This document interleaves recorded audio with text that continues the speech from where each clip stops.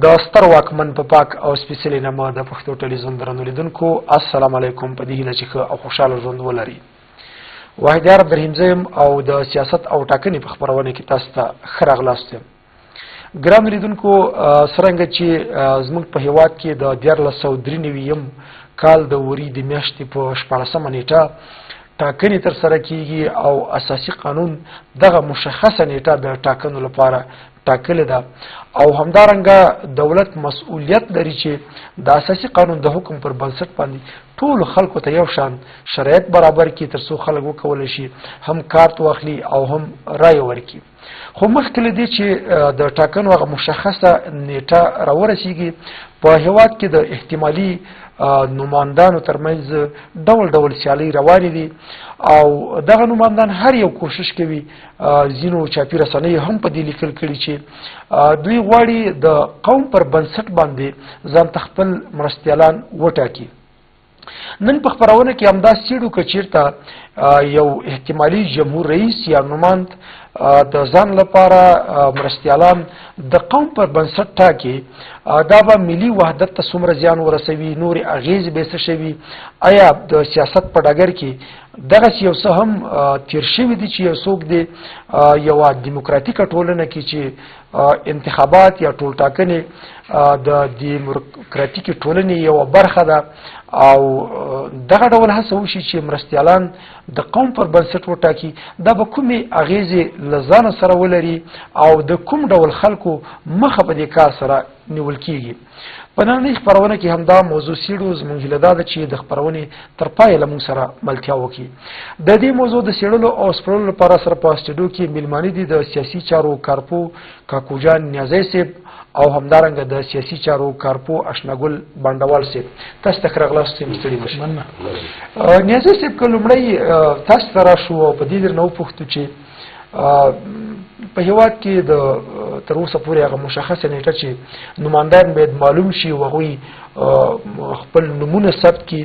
او په مشخصه توګه باندې اعلان نه ده شوی، څو ورځې لا پاتې. خو په هیواد کې دا سیالۍ روانې دي د نمایندانو ترمنځ. ویل کېږي چې هر نمایند په دې هڅه کوي چې که چېرته دی د یو ځانګړي قوم وي، دی باید یو څو نورو قومونو نه د خپل مرستیالان د ځان لپاره وټاکي. د لومړي ځل لپاره دغه کار څنګه دود شو او په اوسنۍ حالاتو کې د دغسې یو کار دود کېدل څنګه ارزوئ؟ بسم الله الرحمن الرحیم. خپل سلامونه او نیک هیلې تاسو ته محترم مېلمه ته او ستاسو ګرانو لیدونکو ته وړاندې کوم. قومي مسله ځان ته خبر ده. په انتخاباتو کې چې دیموکراتیک دود ده، دې کې باید قوم او مذهب په نظر کې ونیول شي. په ټوله دنیا کې انتخابات کېږي، دا څنګه چې په افغانستان کې انتخابات کېږي. دا دود په افغانستان کې دوه ځلې تکرار سو او بیا نور باید تکرار نشي. دا خو نشي کېدلی چې د ژبې په اساس د پښتوني رئیس جمهور کا کاندید کا پښتوني نماند کا پښتوني نو یو معاون به تاجکی، بل به هزاري یا بل ازبکی، بل به نه پښي، بل به چي. کله چې سينو شل دیس معاونه په کار دی رئیس جمهور ته. دا خو نشي کېدلی په دې ډول باندې په قوم باندې. دا باید په شایسته سالاري وسی. څوک چې د افغانستان وګړي چاته رای ورکوي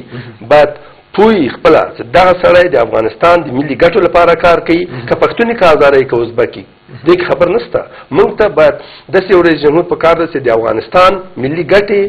دودونه، کلتور هر څه خوندي وساتي او دې لپاره د مسایل د مذهبي باندې چې ګوتې ډېر خورول کېږي، نمایندان یې خوري، مخکې خورول سوي دي. دونه شوراګانې جوړې شوي چې پلاني قوم شورا د پلاني نومونه نه اخلم ته د پلاني قوم شورا، د پلاني قوم شورا. دا شوراګانې موږ څه کوو؟ دا انتخابات چې لپاره دي، دا د ولسوالیو انتخابات. ولې دغه احتمالي نمایندان دغسې یوه هڅه کوي چې که چېرته یو څوک د یو قوم ته منسوب وي، هغه بیا رالګېږي د بل قوم نه باید دغه دوه قومه چې ډېری ځل دې ته اشاره کېږي چې حتی جمهور رئیس کرزي هم دغسې یوه هڅه کړې وه چې که دی پښتون ده نو د تاجک نه لومړی مرستیال او د ازبکو نه بیا د هزارو نه بیا دویم مرستیال ټاکلی.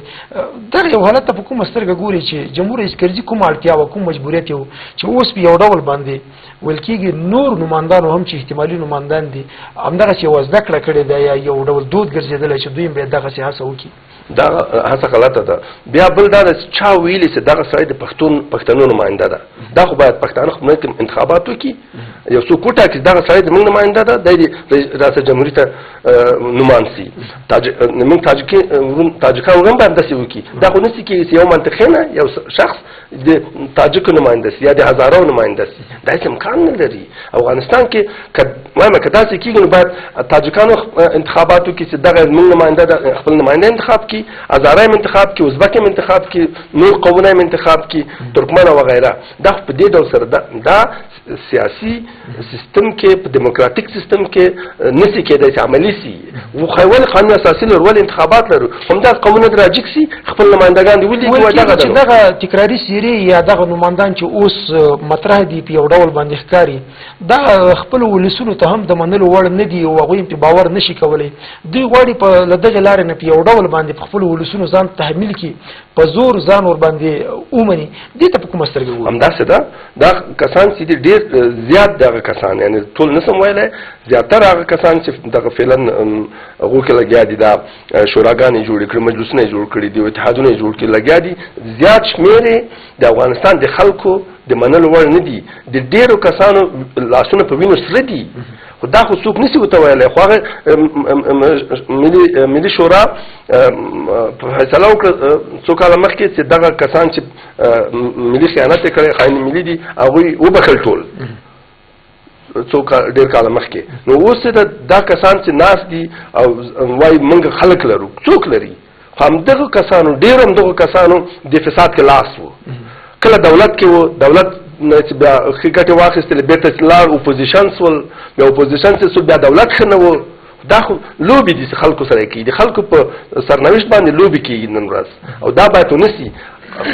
قومګري یو خواته باید کله که انتخابات، موږ انتخابات قانون خیر څه کوو؟ انتخابات خو دې لپاره چې انتخابات وسي، شفاف وي، پاک و صاف وي. اوس وایي چې دولت وایي چې امنیتي ارګانونه وایي چې نیمه انتخاباتي حوزو کې امنیت نسو نیولی. خیر دا انتخابات بیا څه سو؟ ډېره مننه. بېرته به راسو په دې به خبرې ولرو. بانډول صاحب، دې موضوع ته تاسې په کومه سترګه ګورئ؟ د لومړي ځل لپاره ویل کېږي چې د بون په کنفرانس کې هم دغه ډول هغه وړتیا او لیاقت او ښایستګي دا له پامه وغورځېدل، او د افغانستان په اړه باندې چې کوم تصمیم ونیول شو هغه بیا داسې و چې د ځینو ډلو ټپلو ترمنځ، د ځینو ګوندونو ترمنځ، حتی دا چوکۍ داسې له مغو ځای نه وټاکل شولې وه، قوم ته ډېر پکې ارزښت ورکول شوی و. ویل کېږي چې دا اوس په هېواد کې کوم حالات روان دي، کومې ستونزې دي، ملي ګټو ته ډېر پام نه کېږي، بلکې د ځانګړو قومونو ګټې یا د ګوندونو ګټې دا ډېرې دغه کوم چې په مشرتابه کې دي په پام کې نیسي. ستاسې نظر څه ده په دې اړه؟ ډېر زیات مننه وزیر صاحب. ځان په خپل وړ سلامونه، پیرزوینې نیکې هیلې تاسو ته، محترم نظیر صاحب ته، د ټلویزیون محترمو لیدونکو ته وړاندې کوم.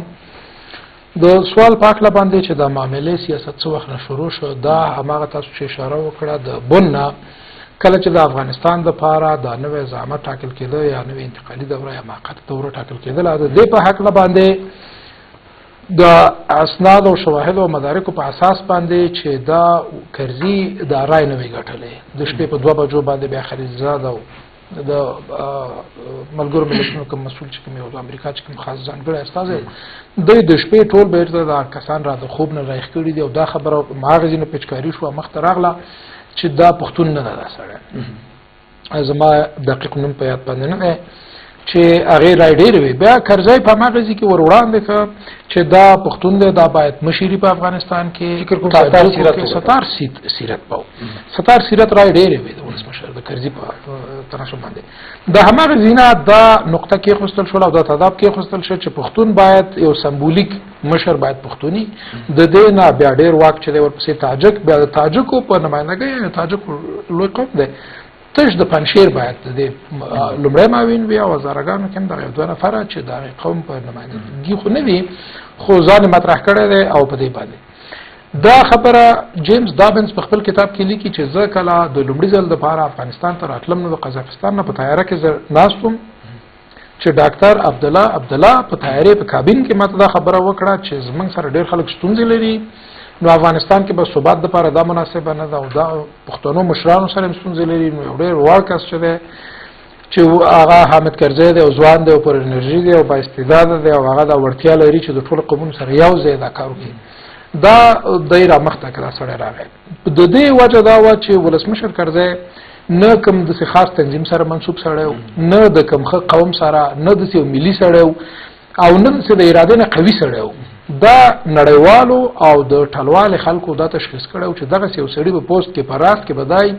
په قاعده کې به منګ راوشو نو قاعده او القاعده پښتانه ډیر زیات زبل ته نه پورې چې موږ ګورو چې اصل واک بیا د چا په لاس کې دی ولسمشر یو سمبولیک بیا دا قرقل او دا چاپنه د پښتنو دود نو د لپاره جزا ډیر ملي ښکارا کی او بیا په ملي ژبه باندې خبري وکي او د همدغه دورې کې بیا پښتنو ته ډیر ځان ورسید بیا د لومړی دورې نه پسته په دویمه دورې کې بیا هم د پنځشیر یو نماینده چې دا ډیر غلط دود شو دود همدغه څه د فرهنګ او دستور چې جوړیږي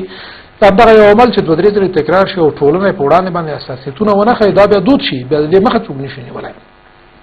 بیا راغلو په 9% 8% زرګان دي دغه یو ماویني دي په ځای باندې چې څنګه انګلیسي څخه اشاره وکړه نو ډېر قومونه په هیواد کې لرو دویم معاون باید بل قوم نه ټاکل شوی وي بل معاون بل قوم نه ټاکل شوی دویمه دورې کې باید دا تغییر شوی وي دا یو دود کې خوستل شو د معاملې سیاست په کور دننه او د کور بیرون چې دا ډېر غلط سیاست وو حال دا چې کله یو ولسمشر ځان کاندیدای دا دغه وړ اشخاص ځان سره نورم ګوري په څو لحاظو باندې چې یو پاینده کې د دې سره امدومره شهرت او امدومره امکانات ولري او کار وکي او امدومره رای ولري چې هغه په واسطه باندې منګه وکتل چې په تیرو ټاکنو کې د پنځیر نه 300 رای د په ولسمشر ټاکنو کې کرزي وړوي چې هغه په هغه وخت کې څو کوچیان په پنځیر کې دیری او څو په ادارو کې یو رایم نو غټلې او خپل لمړی مامن ټاکلو حال دا چې بیا نیم حکومت نه ډېر امکانات او اختیارات دلته یو بل ډېر غلطه معاملات چې نړیوالو را تپل دا په ټولو وزارتونو باندې په ټولو وړو ادارو باندې دا تناسب ملیتي دی من وایو چې صحیح ولسمشرۍ کې خدای سره معاملات تاسو وکړه نور زموږ کورنۍ چارو وزارت کې مثلا په دفاع په چارو په وزارت کې او په نورو ادارو کې حاضر قیاس یعنی په دغه ډول مسایلو کې بهرانيان هم دیکتي کوي دغه چې مسایل یا غوړ یا غوي کلاس لري دا ټول مسله بهرانيانو جوړه کړي ځکه د بن مسله چې ودا د افغانانو په واک کې کانفرنس نو دا د بهرانيانو په واک کې دا غیزنه شروع کړه په وزارتونو کې ور اشخاص منګلرو چې په افغانستان کې د امنیت په اړه باندې حل ځل کولای شي تر نن پورې تاسو وګورئ چې په کورنۍ چارو وزارت کې یو تنظیمي وزارت ده په ډالو ټپالو باندې چوکۍ شل شوې دي په همدغه باندې تناسب کې یو موین د یو ډلیا د یو ژبې نو د دې معاون به د بلی رئیس به د بلی بیا په دغه څه تناسب ملتي یو کس چې بيخي اهلیت د چوکۍ ونه لري خو د یو قوم د ادرس نه راغلی به تناسب خطر باندې موږ واو چې ټول افغانان دي په ورتیا په اساس باندې مننه مړوي دا براسو چې د حل لارې څه دي جمهوریت رئیس کرزي یعنی چې کله په تاسو پنځیر کې اشاره وکړه 300 رای ورکول شوی دی واجه د دې لپاره چې د تاجک رای په دې لومړي مرستيال خپل کې یا د هزارو رای په دوم مرستيال خپل کې دې لپاره دی وټاکل کنه ځین نورې ګټي هم په پام کې نیولې نه نور مسایل د رای په خاطر باندې هغه وخت کرزي ته هم په دویمه دوره کې د دقیقه معلوماتو چې ماته رای نه راکړي داخله د معاملې سیاست چې ما ورته ویل د معاملې سیاست خپل ولسمشر د ډېر خلوب غاړه ده هغه په دې خاطر باندې چې دغه سیاسي معاملې ګرمه وساتي په هیواد کې خلک قومونه په ځان باندې څنګه راټول کی څنګه دغه په منځ کې بشخړې جوړې کی د پښتنو نه ځان څنګه جلا کی په دغه خاطر باندې دغه معاونین وټاکل دغه معاونینو د خپل افراد او اشخاصو د خوانه دغه حکومت او دغه مظلوم ملت چې د دیش کاله په جګړه کې ودلې ویني وسکلې نورم در بدل کړه خلک بدبخت کړه دغه افراد او اشخاصو چې د قومونو تنظیمونو په نومونو باندې راغلي په پښتنو په سیمو باندې هغه ظلمونه وشول د نن تاسو ګورئ طالبانو شمیر د 2002 او 3 او 4 کال په تناسب باندې چې نن ورځ پورې یعنی دغه اوس چې کوم بحران په افغانستان کې روان دی تیر لس کال چې مونږ ولیدل په انتخابي دوره کې چې دا اوس هم سمیاشتې پاتې دي د دې د بدو پیلو یو برخه دا وه چې مرستیالان یعنې د قومیت پر بنسټ باندې جمهوریت کرزي ټاکلي وو او هغوی ملي ګټو ته پام ونه کړ بلکې قومي ګټو ته ډېر پام کوو ځکه دلته اوس په ډېرو برخو کې ډېر ولسونو له ستونزو سره لاس او ګریوان دي او جګړه په هغوی تپل شوې نه یوازې په سیاسي اړخ باندې چې او په نظامي اړخ کې چې دغه ستونزه د طالبانو سره او عام ولس قتل شو او دویم غرونو ته وختل په سیاسي لحاظ باندې په نور هوادونو کې چې زموږ کوم سفارتونه دي په هغه هوادونو کې نېشنلټي کمنټ کړل راځي تاسو افغان پکې ولګي په ډېر هوادونو کې افغان ناخلي په هغه کې افغانستان اخلي نور کارونه یعنی سیاسي ډېر ستونزې جوړې شوې د افغانانو په خاطر باندې د هېواد نه بیرون یعنی د قوم په خاطر چې زه افغان نه یم خو د افغان په یو چوکۍ باندې ناست یم زه افغان نه یم زموږ هم دا اوس حاضر والیان موجود دي وزیران موجود دي په لوړو چوکۍ باندې خلک موجود دي چې د افغان په کلمې باندې شرمېږي ځان افغان نه ګڼي خو د افغان په چوکۍ باندې ناست دي ستاسې خبرو داسې ښکاري چې په تېره لس کلنه دوره کې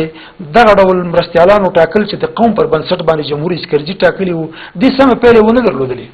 د نورم دا کومې فاصلې چې زموږ د قومونو په منځ کې به لږې لږې وې دا خلیجونه نور هم اضافه کړل افغانان سره به اعتباره کړل د بدبختۍ طرف ته وړل نن تاسو ګورئ چې انتخابات د یو تنظیم یا د ګوند په اساس باندې نه کیږي نن تاسو ګورئ یو ډله د یوې ژبې او د یوې سمت یعنې ډېره وړه کرښه ځان راچاپېره کړې بله انتخاباتي ډله کې جوړېږي هغه به د بلې ژبې او سمت په اساس باندې چې دا دا پیلنامې دي او ورو موږ چې دا ګورو دا کوم حالات ګورو او دغه یو څو افراد او اشخاص چې د قومونو په نوم باندې ټیکهداران ناست دي چې دا د هزارو ټیکهداران دي او دا د پښتنو په نوم باندې اول دا د پښتنو په اول راځي چې د پښتون په نوم باندې امتیاز اخلي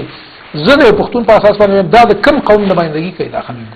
د چا نمائندګي کوي دی چې د امتیازات رښتینی استازي نه دي دا رښتینی استازي نه دي څنګه چې نسب ویلې دا هغه خلک دي چې دوی باندې د داوسه پورې خپل د دوی لاسونه په وینو باندې سره دي دوی د افغانستان ملي شتمنۍ لوټ کړي دي دا هغه ملي خاینان دي چې په ملي شورا کې خبرو چې ملي خاینان دي دا د خپل آینده په خاطر باندې چې ځان څنګه حفاظت وکړي او ځان څنګه وساتي په هیواد کې دغه خبرو ته الله منوي چې ولې لري آیا دوی کولای شي دغه کسان یا دغه مطرح سری یا دغه څوک چې اوس په واک کې دي یا دوی په راتلونکي کې غواړي بیا په واک کې پاتې شي دوی که د ولس منځ ته ولاړ شي آیا اوس مهال دوی کولی شي چې ولس سره کینی ولس خبرې واوري ولس په باور وکړي د ولس ځینې مجبوریتونه دا خلکو تشخیص کړي دي چې ولس په دغه فرقو باندې ایښلی دی هر یو خپل ولس ته وایي هزاره ته وایي چې که زه نه یم او ستا ګټې زه ونه ساتم تا به پښتانه یا تاجکان یا ازبکان نن د افغانستان صحنې نه ورکوي ازبک هذا کې دا کار کوي او تاجک یعنی یوې وړې درې یا د ولسوالۍ یا د ورته ولایت وسوي د ولایت خلک د ټولو تاجکانو امتیازات اخلي حالت کې چې موږ تاجکانو ډېر مننه راځو په دې خبرې ورو خوشاله اوسې کورم ودان اوس یو لاندازم ولرولو د میرسته پاتې برخه مهیروي څه وګوري په سیاست کې په خپل باندې د قومیت پالل یعنی دغه سیاسي ډلې ټپلې یا دغه سیاسي مشران چې په یو ډول باندې اوس راوړاندې شوي دي ولس ته او ولس نه دا تمه لري چې دوی باید په دوی باندې باور وکړي دوی ته رایه ورکړي او داسې ښکاره کوي چې دوی به د ولس ته ستر خدمتونه ترسره کړي په خپله باندې یعنی د قومیت پالل په دغسې ډول سیاسي مسایلو کې دا د ملي وحدت لپاره یو ستر ګواښ ده او که نه ملي یووالي ته ګټه رسوي دا یو غټ ګواښ ده ملي وحدت ته ملي ګټو ته دا خو اوس داسې فکر کېږي چې ملي ګټې بیخي شخصي ګټې سوي دي خلک فکر کوي چې والا د ډېر خلک همدغه عملي دا کار کوي کله چې دوی خپلې ګټې خوندي کړي خپل ګټې ترلاسه کړي نو فکر کوي چې دا ملي ګټې مې ترلاسه کړي په ټوله نړۍ کې خلک دولت اپوزیسیون ټول کله چې دوی ملي ګټې مطرح شي بیا ټول یو موټی شي دلته په افغانستان کې هر څه کې که په کونړ باندې راکټونه راځي که په نورستان راکټونه راځي هېچا مظاهره ونه کړه ویې نه ویل چې راکټونه راځي امریکا ملي ګټې ورته مهمې نه وي نه ملي ګټې مهمه نه وي خو یو مظاهره خو به یې کړې وي او غټو حرفو باندې غټو ټکو باندې نور مسایل نوشته دي چې د ژبې مسله مطرح کړي چې دا تاجک دا ازبک دا هزاره د مخکې بندوال صاحب ویل چې په وزارتو کې دا خبر ده یو وزیر په خپل مینانو پر رئیسانو باندې حاکم نه ده هیڅ نشي کولی چې موږ ته خوښه نه یا د کار وړ نه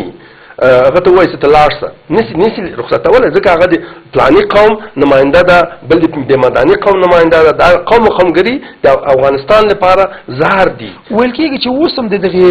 نمایندانو ترمنځ دغې ته ورته سیالۍ روانې دي تاسې ویلې بانډوال صاحب ویلې چې په تېرو 10 کلونو کې دې ناسمې پایلې درلودې ستونزې زیاتې کړې د قومونو ترمنځ تعصبات تربګنۍ او ډېر حتی داسې شو چې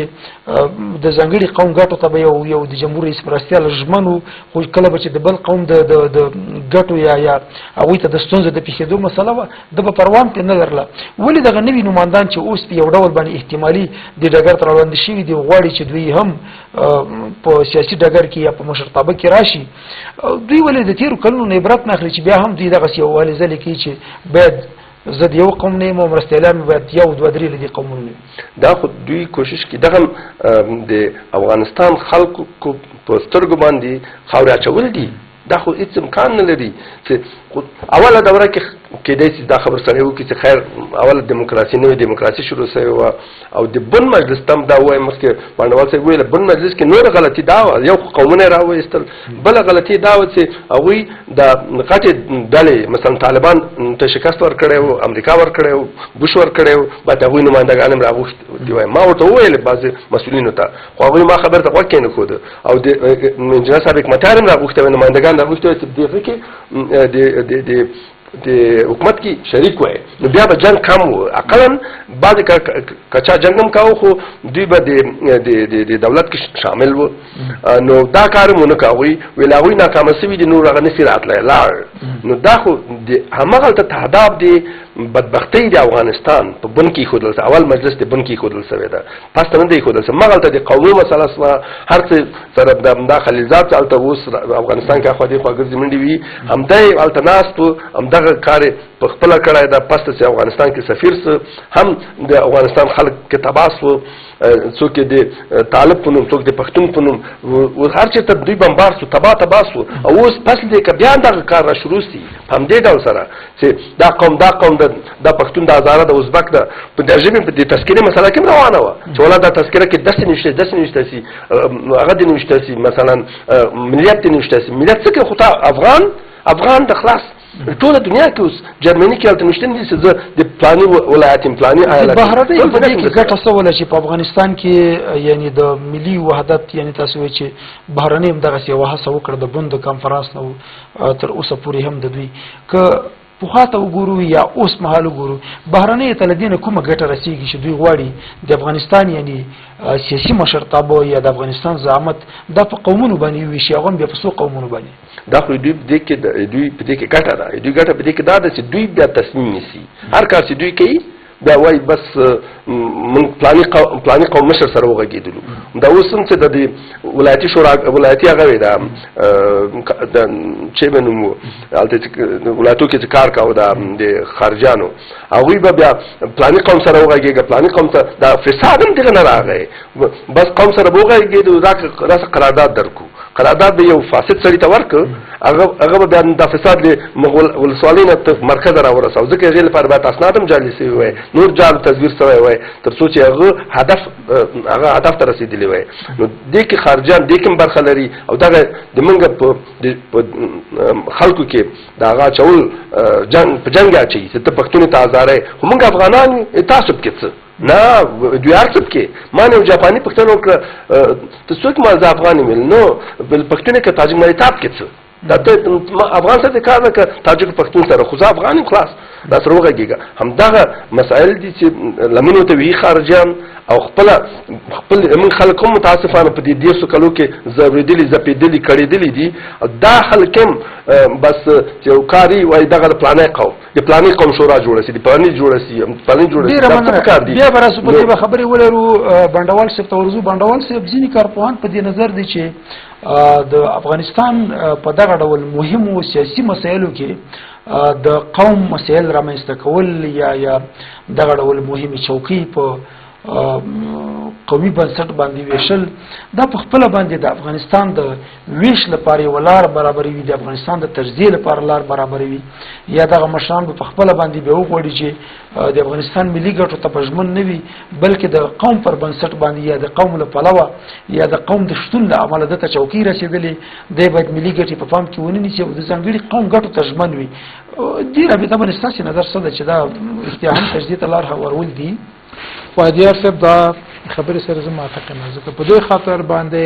نړیوالو په افغانستان کې ډېر پخوانی سیاست د انګلیسانو دا چې رول اینډ ډیوایډ تقسیم کوي حکومت وکړي په اوسني دور کې هم چې نړیوال کله افغانستان ته راغله څنګه چې نړۍ ویلې د پښتنو یو دوه تنظیمونه کنه که د جنگ اړخونه په افغانستان کې او جمعیت هم یو تنظیم جنگیدل په افغانستان کې او استاد سیاف مو د ټول تنظیمونه وحدت خو هغه حالو چې افغانانو کې دا ټول بدبختي وي خو په لوی لاس باندې اکثریت د پښتنو به برخه پات شول د نظام نه بیرون لاړل بیا په هغه پلمه باندې هر پښتون چې په افغانستان کې به کوم خبره کوله د حق خبره به کوله دا ټاپه د القاعده او د حزب اسلامي او د خبره په لکېدل او د طالب په نوم باندې داخله پورس پور شروع کېدل د نړیوالو د دې لپاره چې د خپل غوښتنې په یو هیواد کې ومني دا سیاست صرف د افغانستان په اړه نه دی د نړۍ ډېرو هیوادونو چې د اقلیتونو حاکم کې په اکثریتونو باندې دا هغه اقلیتونه هر کار حاضري که تجزیه نه وایم چې دا غي نه بده خبره هم ورته حاضر وي ځکه هغه اقلیت ته د امکان راغلی په لاس باندې ورغلی او غواړي چې د قدرت حفظ چې یا دوام د قدرت دغه په سیاست کې قدرت ته رسیدل او بیا قدرت کول او بیا تداوم په دې خاطر باندې د هر خبره ته حاضری بهرانيانو په لوی لاس باندې په افغانستان کې د خبرو ته لمن اوله دا کار وکړ په افغانستان کې دغه اقلیتونه راوخستل حاکم کړل په دې لوی اکثریت باندې لوی اکثریت ورځ په ورځ باندې خپل دشمنو ګرځاو مثال د ولسمشر دوهم معاون د ټول افغانستان که ولسمشر په بهر کې او لومړی معاون نه دا ولسمشر دی دا ولسمشر د خپل قوم چې یو حقوقي ستونزه لري د کوچیانو سره په بیسوزو کې داغه په خاطر باندې د زیال د خیمه وای چې زما په قوم باندې ظلم دی دا ټول افغانستان د قوم نه دی خو بیسوزو کې د قوم دی سباته د پاکستان نه د نظامی توپونو د خلوینه په زرها او راکټي بریدونه کیږي زمونږ په لاساو صلاح او افغانان شهیدان کیږي دا ملي حاکمیت نه دی دا د ولسمشر دند نه ده چې یو خیمه ویسي او په مشرقي کې یا په ګوشته کې یا په نور د هواد په ګوټ کې چې کله ستونزې دي په هغه کې خیمه وای صرف یو قوم دی دا دغه ملک الطائفي چې ولسمشر وای چې دې ته خارجيان لمنوي دا ورته ولسمشر دغه جوړه کړی دا همدغه دي چې لومړی معاونه د یو قوم نمائندګي کوي د یو قوم د ګټو په خاطر باندې کار کوي شپه ورځ دغه مصرفیتونه خپل دي د ولسمشر د هیڅ قوم سره نه دي نه د پښتون سره دی او نه تاجک سره دی د بل معاون د خپل قوم سره دي ټول ورځ دغه فکرونه دغه کارونه او دغه د خلکو استخدام کول او بهر ته لېګل او تحصیلي بورسونه ډېر غټ ظلمونه په دې خلکو باندې د ماغه نه وشول د افغانستان د ملي بنسټونو رنګېدو لپاره یا په کار دا په افغانستان کې تر ډیره بریده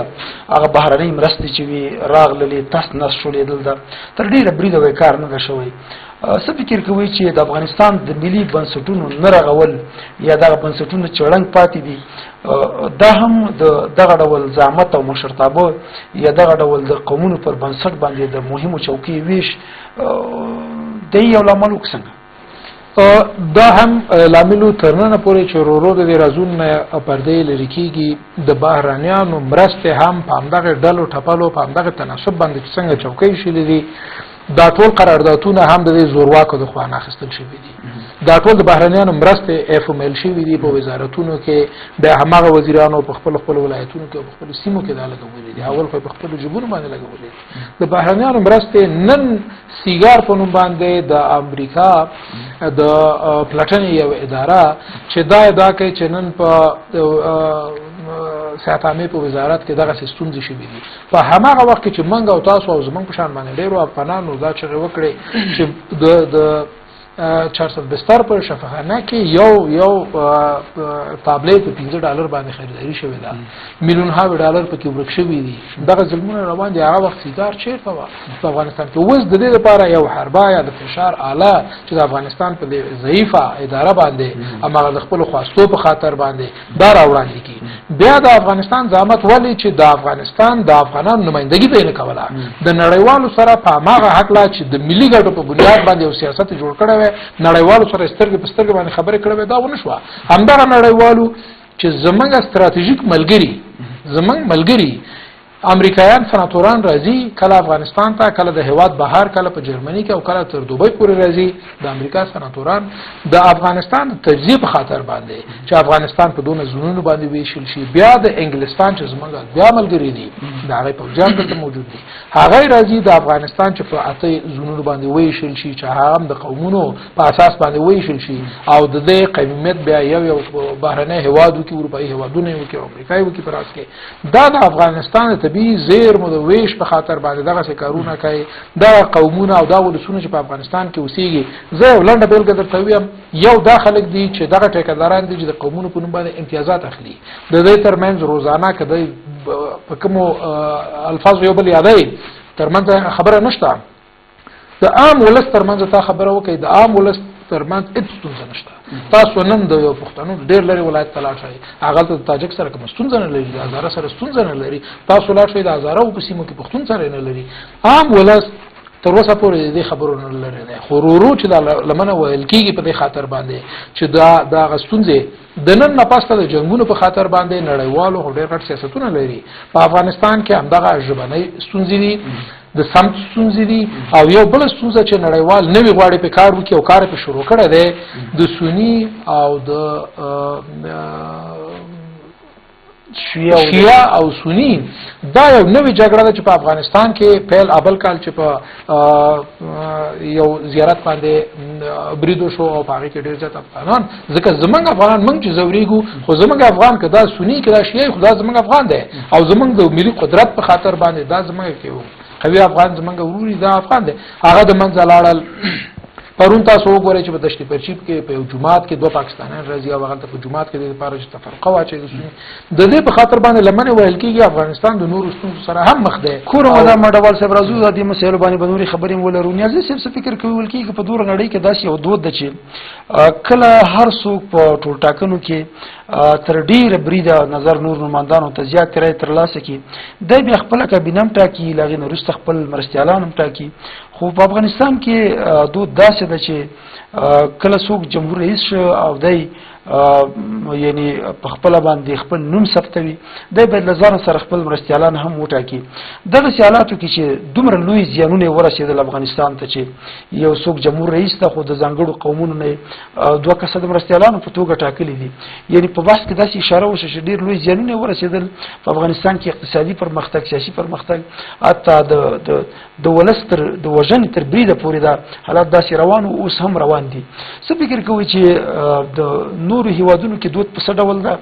آیا دا حقیقت ده چې هلته لومړی اکثریت رای ترلاسه کوي بیا خپل مرستیالان یې خپله کابینه ټاکي او په کار ده چې په افغانستان کې څه ډول وشي نور نړۍ کې خو فرق لري امریکا کې یو رقم انتخابات دي او په اروپا کې بل رقم دي بیا اروپا کې مختلفه سیستمونه دي خو په هر حال په امریکا کې مثلا اقلا بیا دوه حزب مخامخ کېږي یو بل سره حزبونه مخامخ شخصونه نه لکه مخکې چې ما عرض وکړ که قومونه خپل نمایندګان وټاکي وای پښتون خپل پښتون نو بیا تاجک هزاره بل اخر هغوی کولی شي بیا وای چې موږ د قوم نماینده یو همداسې هلته حزبونه خپل نمایندګان ټاکي بیا هغوی یو نفر خپل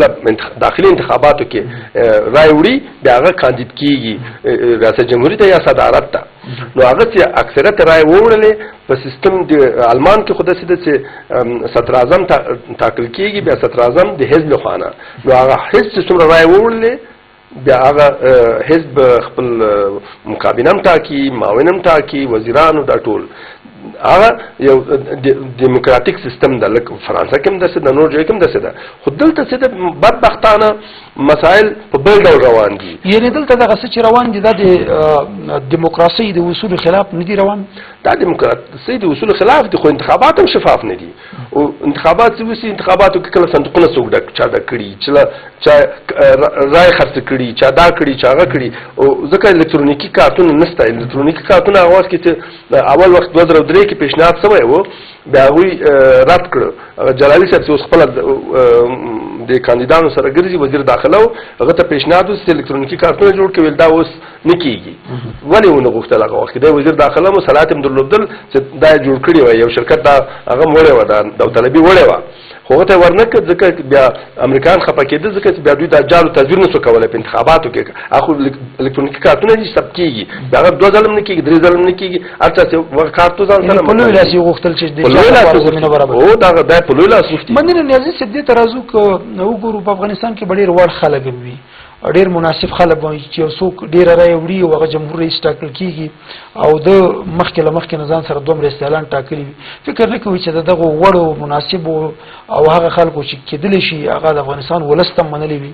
د افغانستان ملي ګټې هم ورته ګرانې وي محترمې وي او دی په ولس کې هم ځای ولري او لیاقت او وړتیا هم ولري د دغسې ډول خلکو مخه ونیول شي په دا رقم باندې که مرستیالان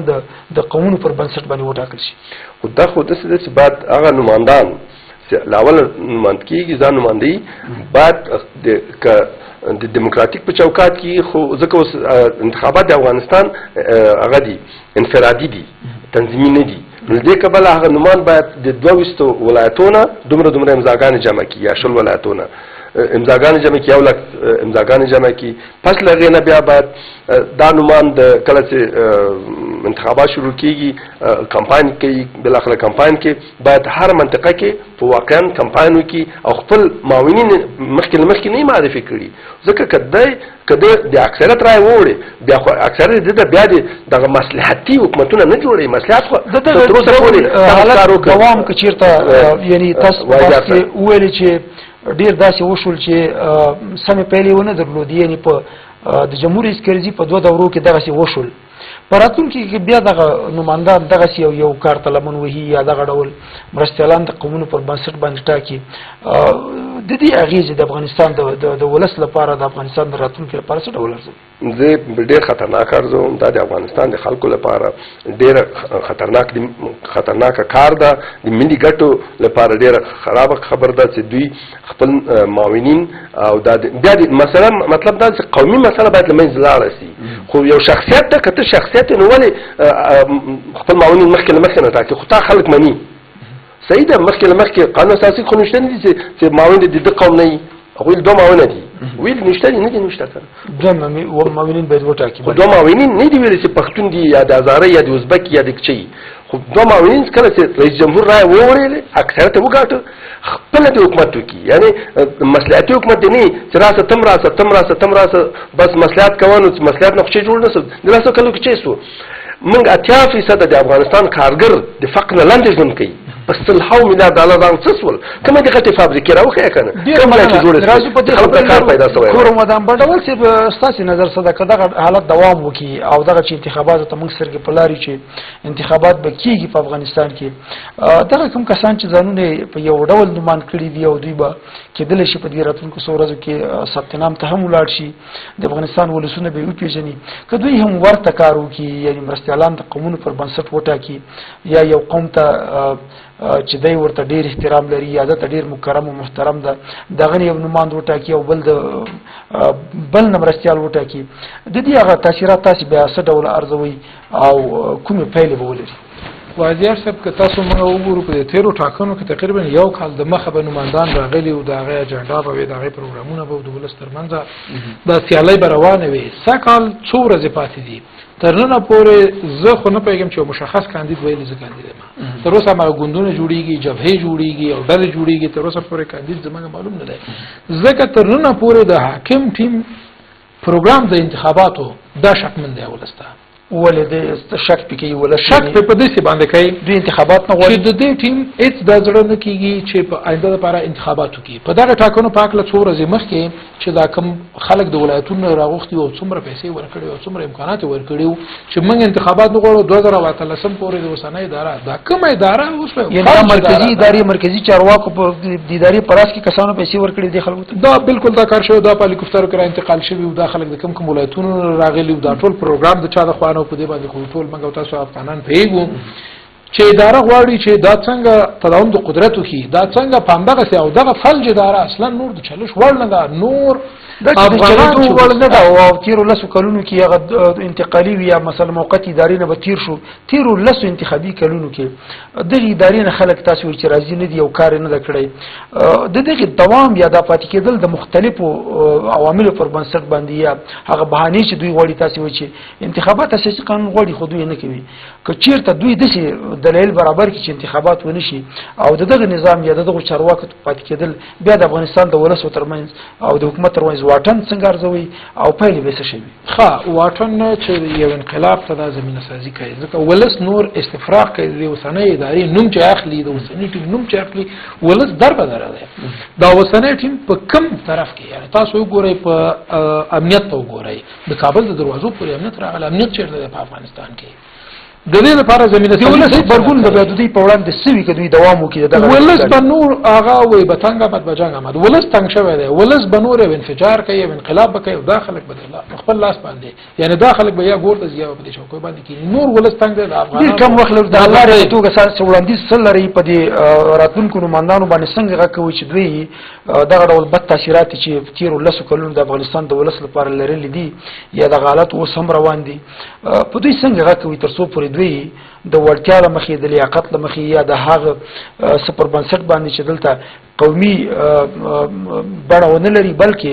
لیاقت او وړتیا په پام کې ونیول شي چې څوک مرستیال ټاکل کېږي یا دوه مرستیالان. وزیر صاحب زه د افغان او د ځوان په توګه باندې د اوسني ټیم نه په کلکه باندې دا غوښتنه کوم چې یوازې دا کوم وخت چې پاتې دی په دغه 15 میاشتو کې ښې او رڼو ټاکنو لپاره زمینه سازي وکړي او کوم امکانات په لاس لري په هغې باندې هلې ځلې وکړي. د نمایندانو نه مې هیله دا ده چې دا اوسني بحران نه چې افغانان اوس هم په ډلو او په قومونو او په توکمونو باندې شي یو ملي پروګرامونه ملي اجنډې او ملي خلک رامخته شي نه که چېرته معاونین هم ټاکل کېږي ځکه په افغانستان کې ریاستي نظام او بیا پارلماني نظام او د نظامونو توپیر شته ولسمشر ځان ته معاونین ټاکي دا د نورو قومونو نه موږ ډېر درانه قومونه په افغانستان کې لرو موږ ډېر ما سره خلک لرو په افغانستان کې دا قومونه د معاونین ځان ته وټاکي په آینده ټاکنو کې رڼې ټاکنو کې زموږ د افغانانو نه هیله ده د کارتونه واخلي په ټاکنو کې ونډه واخلي که غواړي چې د ځان لپاره قومي بنسټ یا قومي بڼه ورنکي بلکې د نورو ځانګړو عواملو د ملي ګټو د پایښت او بقا لپاره څوک وټاکي. ډېره مننه کوم نیازي صاحب د حل لارې په توګه ستاسې وړاندیز څه د څه باید وشي تر څو پورې د تېرو 10 کلونو په څېر کړنې تکرار نه شي. دلته که څوک مرستیالان ټاکل شوي دي په بحث کې راڅرګنده شوله چې هغوی ډېر ملي ګټو نه زیات قومي ګټو ته ژمن وو او قومي ګټې په پام کې نیولې. وړاندیز ستاسې څه د دې راتلونکو مرستیالانو ته تر څو پورې دوی مرستیالان په څه ډول وټاکي؟ ما وړاندیز دا ده دوی مرستیالان مخکې نه ټاکي په شایسته سالر سره دی وټاکي خپله د که دونه باتوري خپله جګسي رای د واخلي اکثرت خلکو د رای واخلي بیا چې د اکثرت خلکو د افغانستان د وګړو رای ته ورکړه بیا د خپل حکومت وټاکي معاونین دې وټاکي په شایسته سالارۍ سره چې نه د قومي هغه باندې ویل کېږي اساسي قانون کې دغسې وړاندیز ورته شوی دی یا دغه ډول یعنې ویل شوي دي چې دوی باید مرستیالان مخکې له مخکې نه وټاکي. کله مخکې هغه ټاکي په دې ډول سره وټاکي چې د قومي بنسټ باندې نه وي موږ استادان لرو موږ پوه کسان لرو موږ غني یو دي استادانو نه غني یو دي پوه خلکو نه دا خو نه دي چې فقط هیڅ څوک نه لرو یعنې موږ خلک لرو هغه خلک بهر لرو داخل کې لرو هغه راوغوښتل چې هغوی سره خبرې وشي په قوم په هغه باندې نه چې پوه سړی وایي دغه سړی یو اول معاون دغه دویم معاون هېڅ خبر نشته دی کې خو نه د قومي په چوکات کې. ټول رمضان ډېره مننه چې راغلئ موږ سره په دغه بحث کې ګډون وکړو. تاسو نه مننه. دا پښتو ټلویزیون درنو لیدونکو دا نننۍ بحث چې تاسو ته مې وړاندې کړ نور په مهربانه خدای سپارم.